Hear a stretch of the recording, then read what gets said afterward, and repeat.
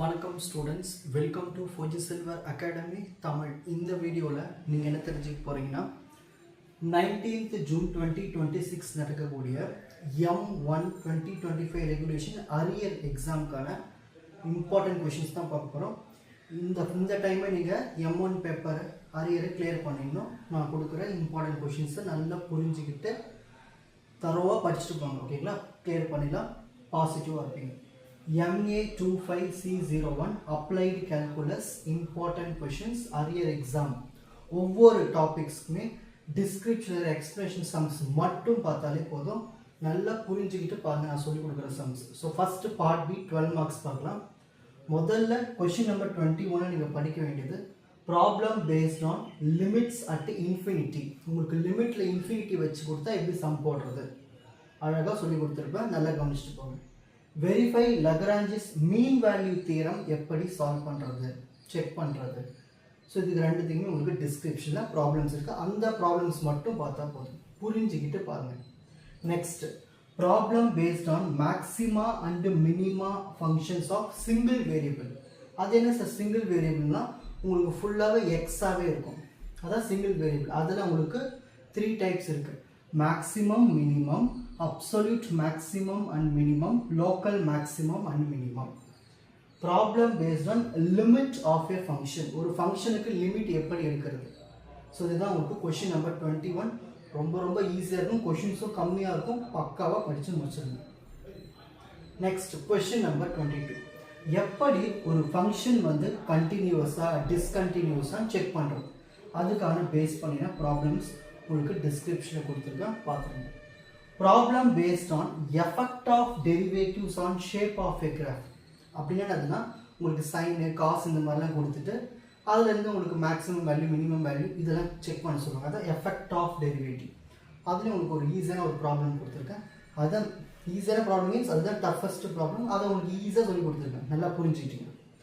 கொடுக்கறது நல்லா புரிஞ்சுக்கிட்டு போனாலே கிளியர் பண்ணிடலாம் பேப்பர். அரைகுறையமாக படிக்காதுங்க, கொடுத்த ப்ராப்பராக ஆர்டராக முடிச்சுட்டு வாங்க. Problem based on maxima and minimum of 2 variables. அங்கே 1 வேரியபிள் பார்த்தோம்னா இங்கே 2 வேரியபிள். அப்படின்னா என்னென்னா எக்ஸ் இருக்கும் ஒய் இருக்கும். உங்களுடைய ஈக்குவேஷனில் வெறும் எக்ஸ் இருந்தால் அது 1 வேரியபிள், எக்ஸ் ஒய் சேர்ந்து இருந்தால் அது 2 variables. Problem based on method of Lagrange multipliers. Very important. 3 sum கொடுத்துங்க, அந்த 3 ஏதாவது ஒன்று கண்டிப்பாக வந்துடும். ஓகேங்களா?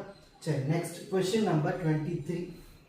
எப்படி ஒரு டோட்டல் டெரிவேட்டிவ் கண்டுபிடிக்கிறது, செயின் ரூல் எப்படி பயன்படுத்துறது, அதுக்கான 2 ப்ராப்ளம்ஸ் கொடுத்துருக்கேன். எப்படி ஃபார்முலா எழுதுன்னு கற்றுக்கிட்டீங்கனாலே நீங்கள் போட்டுருவீங்க. ஓகேங்களா? Next problem based on partial derivatives. See description for explanation videos. So partial derivative எப்படி சால்வ் பண்ணுன்னா ஒரு வீடியோ இருக்குது, நான் போடுறேன், சம்ம கவனிச்சிருங்க.